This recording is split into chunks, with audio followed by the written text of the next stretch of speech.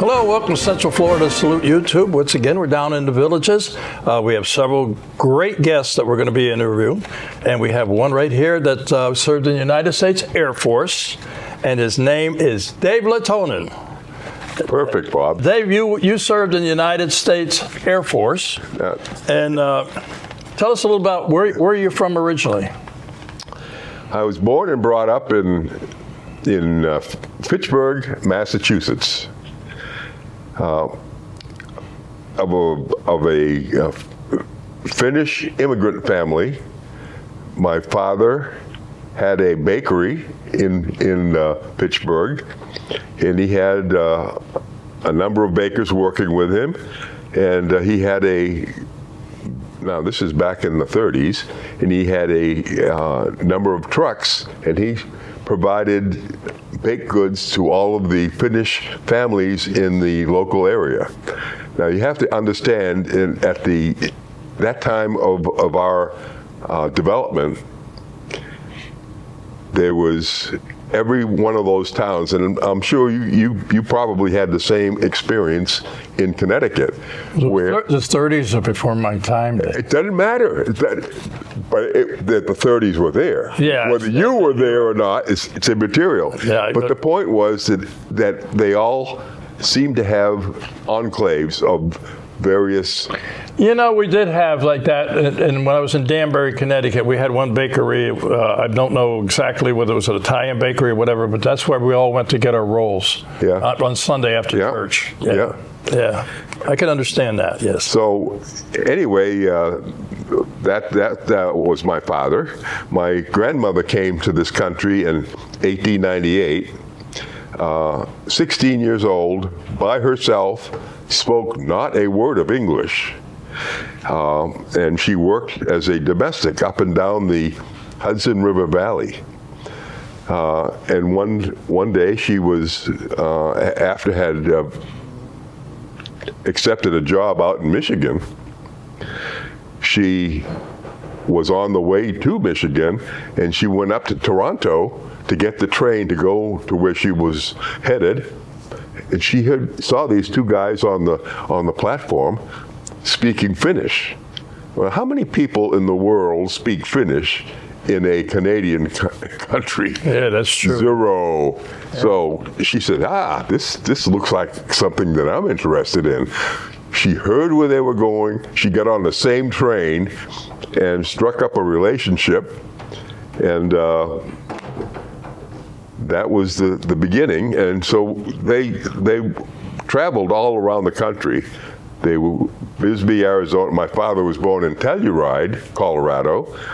And after working a number of years, and their plan was basically to earn enough money to buy an island off of the Finnish coast.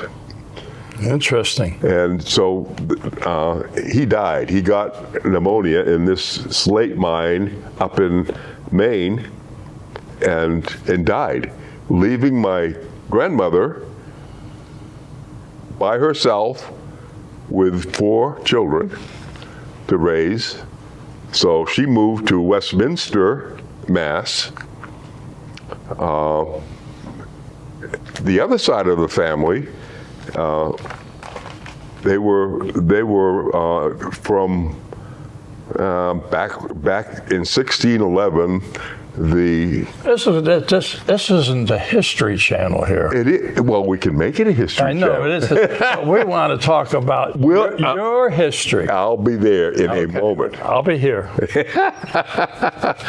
But they came over in the turn of the century also, but they were Swedish.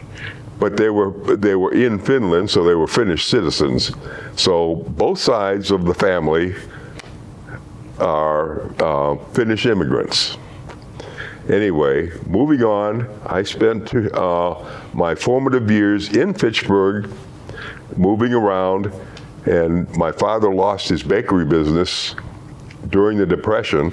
Oh, yeah. So this was common things that were going on at that time. Anyway, I got through that portion of my life. went to high school in Lunenburg, which is a bedroom community of Fitchburg. And in my senior year, I joined the Massachusetts National Guard and was trained as a radio operator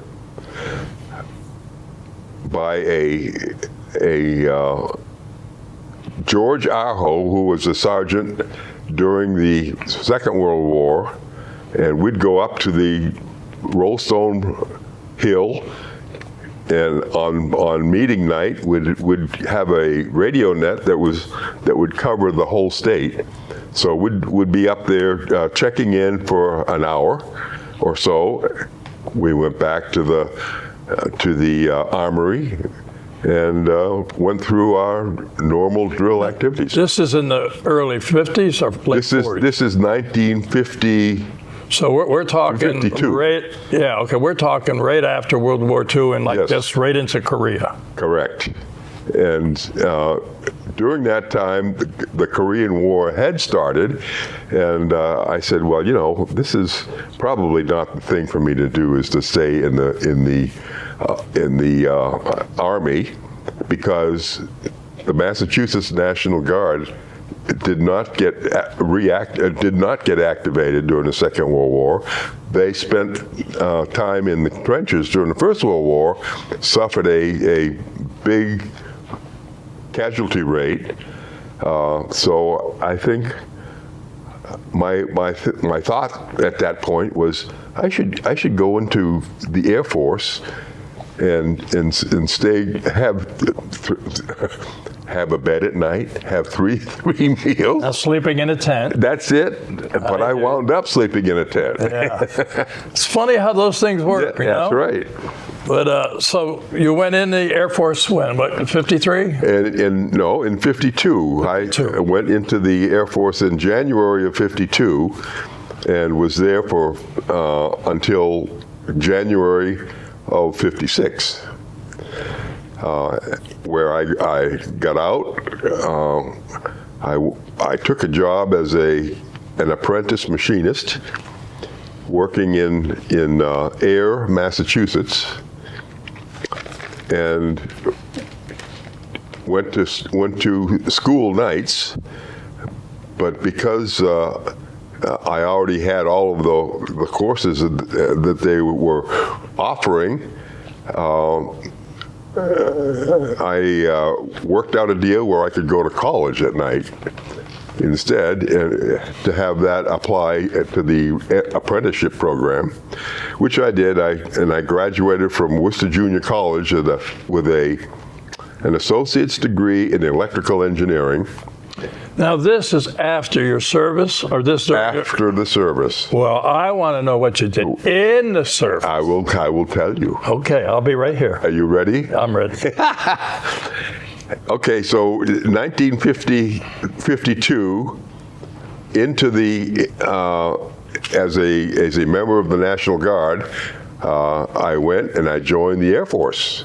They sent me to Sampson Air Force Base by the Finger Lakes in New York, and it was in the wintertime that I went up there. So anyway, I went to the Air Force, went through basic training in Sampson, and because I was the holder of an MOS, radio operator's MOS with the National Guard, they said, no, we're not going to make this guy a cook. We're going to send him to radio school. Good idea. Makes sense. Good idea.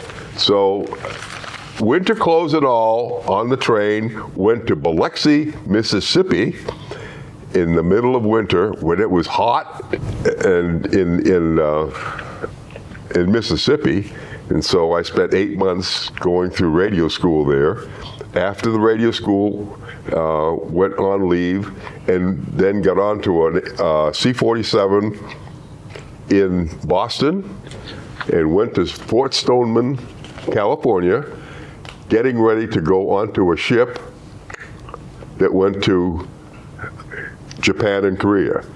There were two guys in my radio class who wanted to go to Europe. excuse me, they wanted to go to Japan and Korea because they wanted to get into it. And so you probably can figure out what happened. Yeah, being in the service, you apply for one place and they give you something else. That's right. Yeah, I did that with a buddy of mine when I got out of basic. He wanted to go to the East Coast because he had a girlfriend he wanted to get married. I was single. I wanted to go to the West Coast. Where all the honeys were. Yeah, well, they sent him to the Texas, and they sent me to New Hampshire. So, yeah, that's how it works. That is exactly how it works. But in any event, I went to Korea, shipped over, and the very first ride that I had in a military airplane was to transport me from Yokohama with all of my gear and whatever to Korea in a C-119 flying boxcar. Oh, yeah. We never got off the ground. Really, we got off the ground, but what didn't, because we lost an engine. So we came back and landed this thing, and we're out there in the middle of this runway airport in Yokohama, and they said, we'll get another airplane out here. Well, they did, but it took them a long time. We landed at K-14, which is Seoul, at probably 10 o'clock at night. And we were trucked in 6-bys up to Gimpo, and they gave us a mattress and whatever. They had to roust the cook to get us a meal, so they did that. And I was then termed a ground radio operator. But before I was spending a lot of time as a ground radio operator. The radio station was attacked by North Korean guerrillas, and the guy that took over from me that day was killed. I was in Seoul, actually probably Yeongdong-po, which is on the Han River. I finished flying my 50 missions in a B-26. Yeah, I recognize that plane. Yeah. Yeah. And this is my brother. No. Anyway. Yeah. So you have and this was 50 missions. That's a lot of missions. Well, after it was like World War II. After you did 50, because you can go home. Is that what happened with you? This is the way it worked in the Second World War. You had to have 25. Oh, it was a 25. Yeah. 25 missions, and you got to rotate to the States. Yep. 50 was the requirement for Korea. For Vietnam, it was 150. Yeah. So they wore these guys out. Yeah. So I managed to get the 50 missions in, and during that time, we saw two different instances of MiG activity. MiG-15s were on us. One, we were sitting in a Charlie mission, and you can look at the map.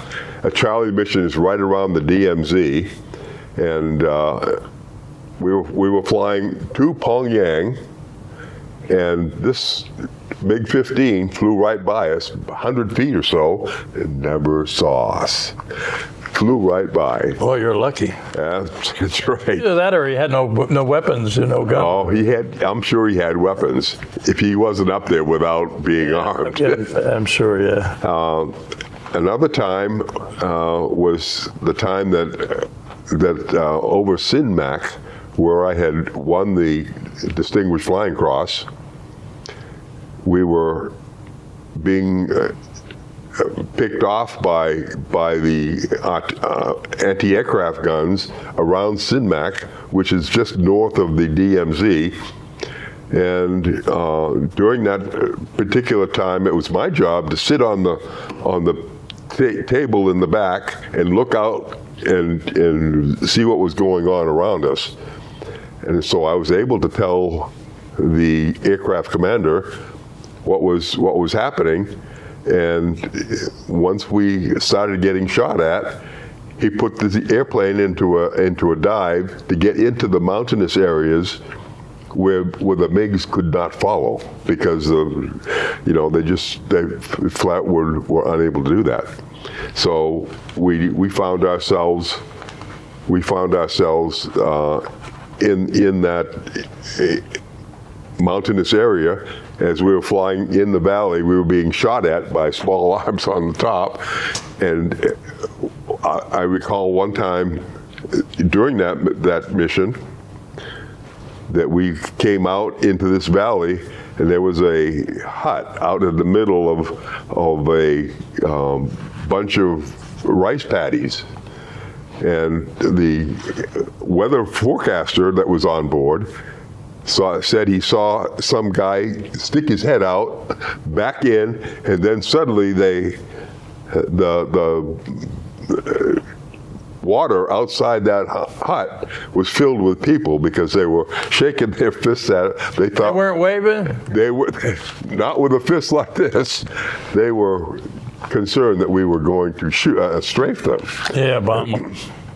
And so, we flew by, and not a problem, but you have to remember that, and this is May in 1953, and May in Korea is warm enough to have plantings, rice plantings, and these guys were probably planting rice and whatever.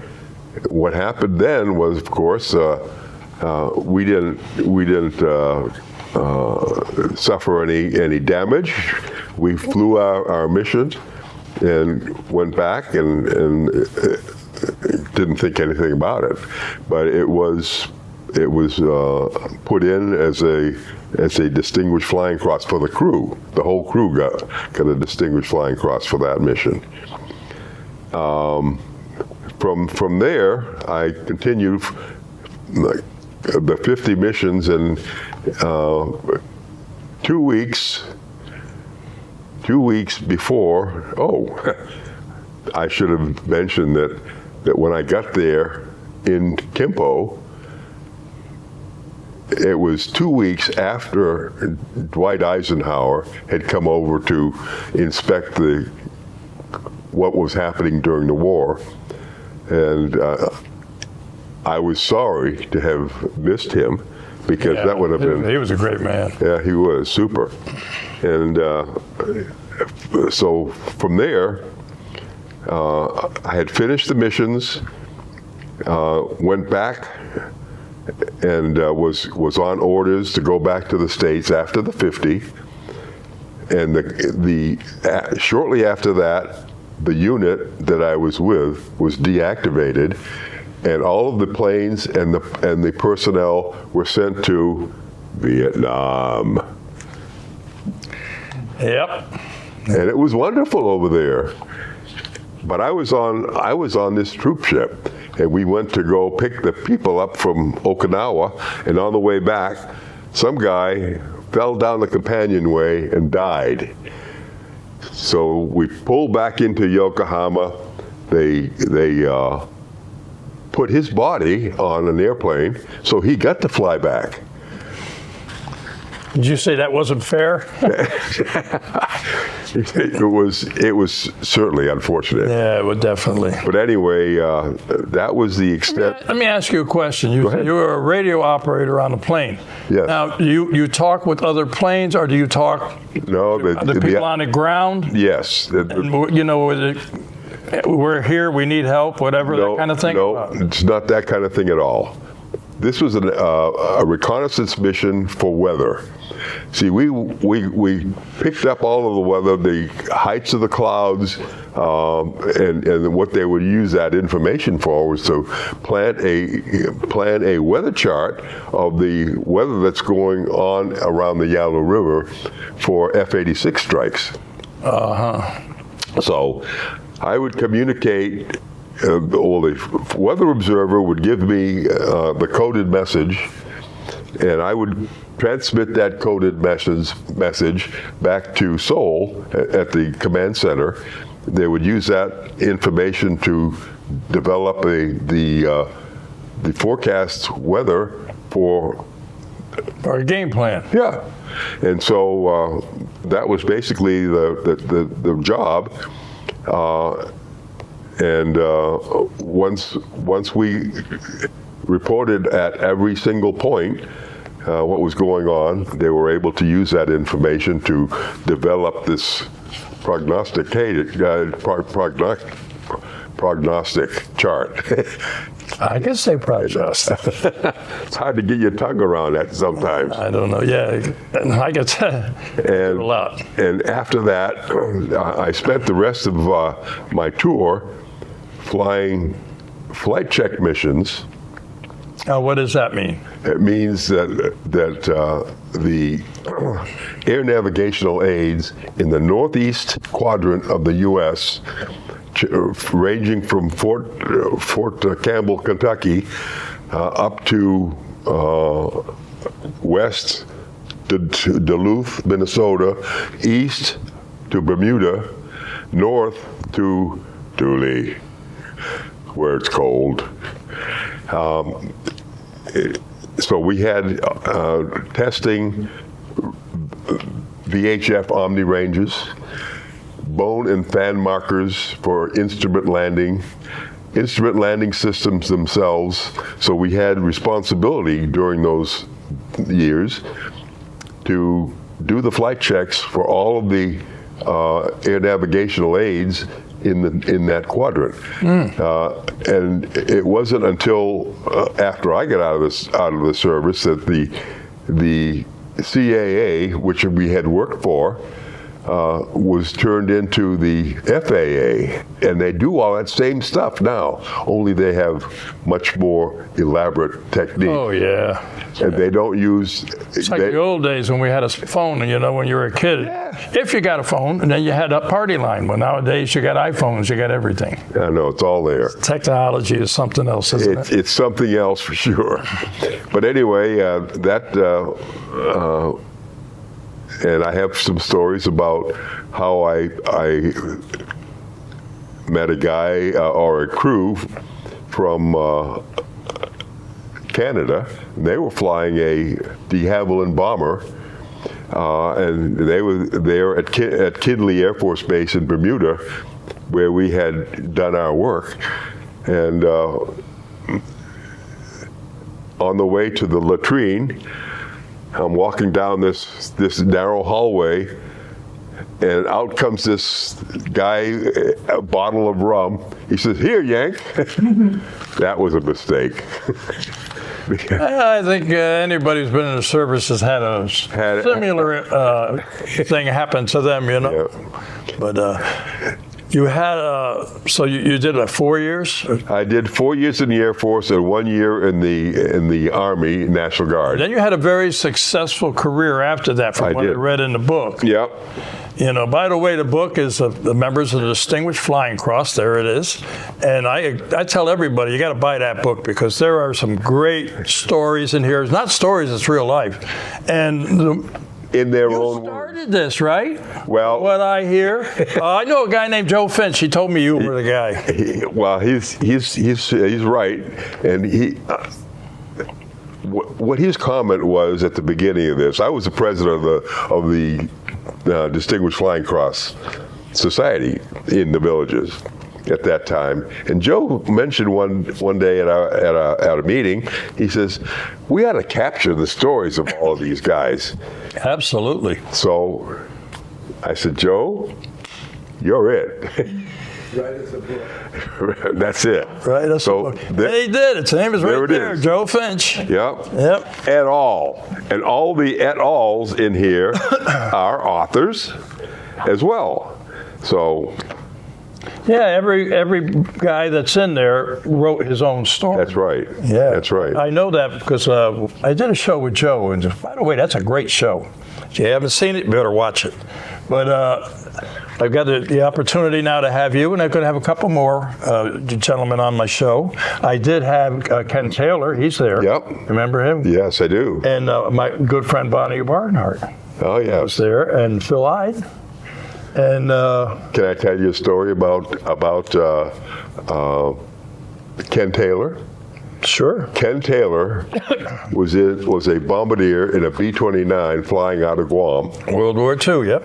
And on the 10th of May, 1945, he firebombed Tokyo, or his group did. Yeah. And in that particular attack, there was a Japanese family, I know the story. and this young 7-year-old kid was shooed away and taken away and moved out of the area. But years later, he met up with Ken, and for a long time, I don't know, Joe. In the villages. In the villages, Yeah, but I remember that. he and this 7-year-old kid who had grown up by now, lunch once a month. Joe did tell me that. I mean, Ken did tell me that story. Yeah. You know, and also, you know, during World War II, they used to drop pamphlets. That's right. And it would be in Japanese on one side and English the other side. Yep. And it would say, "Take this to American, or we're going to bomb you," blah, blah, blah. And, yeah. But anyway, so the Distinguished Flying Cross, you've got about, how many members now? I think we probably have 50 or so.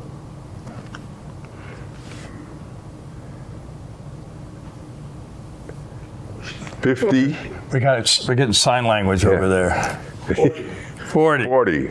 I lied. You know, I tend to stretch a story. Yeah, yeah.